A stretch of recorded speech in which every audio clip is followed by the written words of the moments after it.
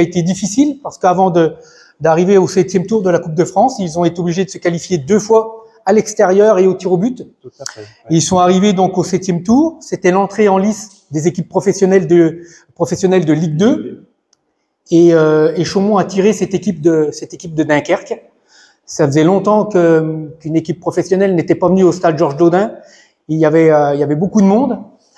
Les places étaient, pour diverses raisons, les places étaient limitées, mais il y avait quand même du monde.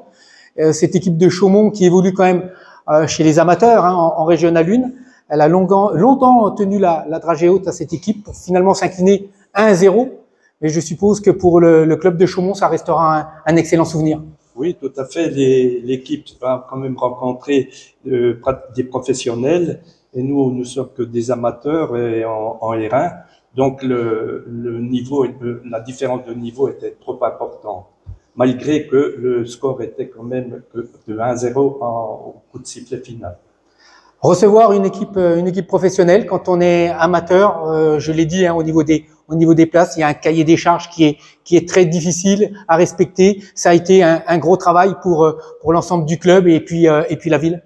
Tout à fait, parce que les installations datent depuis les années 1930 et donc les vestiaires ne sont plus aux normes et ni les tribunes. Donc on était limité en place. Malgré tout, on a pu quand même accueillir, je me rappelle plus exactement, 1800 personnes. Ouais, voilà.